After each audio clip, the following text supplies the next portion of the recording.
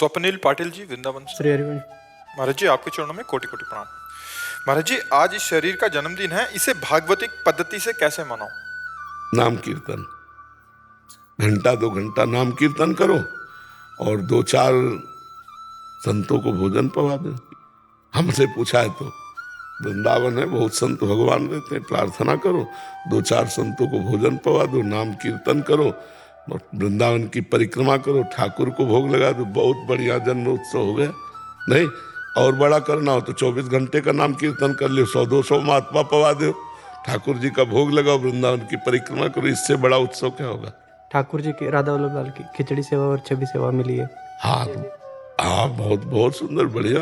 तो और संतों को पवाओ, संतों को जरूर, भगवान संतों के मुख से पाते हैं, जो भगवान नाम जापक संत हैं।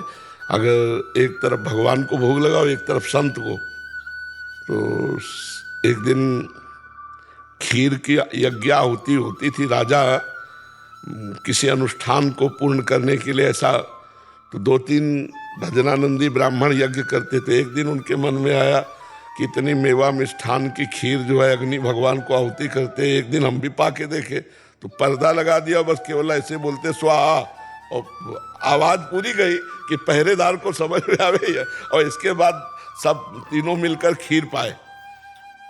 तो भगवान प्रसन्न हो गए और स्वप्न में राजा को कहा कि आज जैसी यज्ञ हुई ऐसी तुम्हारे यहाँ कभी यज्ञ नहीं हुई, और मैं आज वाली यज्ञ से प्रसन्न हूं। तो वो आए राजा और चरणों में गिरे, बोले महाराज आज जैसी यज्ञ की तो भगवान प्रसन्न हो गए, रोज ऐसी यज्ञ क्यों नहीं करते थे। तो उनका कोई शिकायत कर दिया, क्या उपहास तो नहीं कर रहा। बोले महाराज आज तो यज्ञ की ही नहीं। बोले तो, बोले आज तो हमने पाया है। उस दिन से उन्होंने अग्नि में आहुति दिवाना बंद करवा दिया और संतों को पवाने लगे। तो भगवान श्री मुख से जो पाते हैं वो संतों के। तो अगर ठाकुर जी का भोग लगा और 1-2-4 संतों को पवा दें और नाम कीर्तन करें, वृंदावन की परिक्रमा करें, यही बहुत बढ़िया उत्सव है। तो कलयुग में सच्चे संतों की पहचान ही कैसे करें? भगवान से प्रार्थना करो, सच्चा तो होगा ही, ऐसा तो नहीं है सृष्टि। भगवान से प्रार्थना करो, वही मिला देंगे, वो तुमको भी जानते हो, सच्चे संतों को भी जानते हैं। ऐसा तो है नहीं कि सच्चे संत ना हो।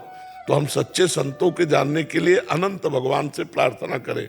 जब द्रवई दीन दयालु राघो तो साधु संगति पाइए, वो भगवान पहुंचा देंगे आपको। इसमें 2 बात महाराज जी, मान लो अपना गलत पैसा संत की सेवा में चला गया तो पाप बन जाएगा। हाँ बिल्कुल। पर गलत संत को मैं गाड़ी कमाई को पवा दूं तो पाप। इसीलिए अधिकारी वो भगवान से प्रार्थना करे। और आपको सही बताएं, आपके हृदय में भगवान बैठे, अगर आप पूछोगे तो आपको दृष्टि पड़ते ही कह देंगे नहीं मत दो। भगवान अपने आप सबके हृदय में बैठ करके उत्तर दे देते कि यार यहाँ कुछ गड़बड़ लग रहा है। वो भगवान अंदर संतोष नहीं देंगे, शीतलता नहीं देंगे। जहाँ संतोष और शीतलता मिले, जान लो भगवान यहाँ प्रकाशित है। प्रयास रूपी एक लक्ष्य है मेरा कि अगला जन्मदिन श्री जी के साथ निकुंज में मनाए, ऐसा एक भावड़ा मेरा लक्ष्य है। तो कैसे शरीर छोड़ के जाना चाहते हो क्या अगले जन्म? मतलब श्री जी को जल्दी पाना चाहते हैं। कुछ नहीं, ऐसा कुछ नहीं सोचना चाहिए। अपने को जितने दिन प्रभु इस भूमंडल में रखें, खूब डट के सेवा करनी, नाम कीर्तन करना, दूसरों को उपकार करना। काहे को हम जाए, हमको भेजा है तो हम कुछ करके जाए। निकुंज में जब आपको बुलाना हो तब बुला लेना, नहीं हमें जो सेवा दी है उसे रात दिन हम आपकी सेवा मानकर करेंगे। हमको ऐसे जीना है यहाँ, हमें प्रभु ने भेजा है तो ऐसे भेजा है क्या, हम यहाँ कुछ करके जाएं, दूसरों को सुख दे के जाएं, कि कोई हमारी याद करे, ऐसा हम करके जाएं।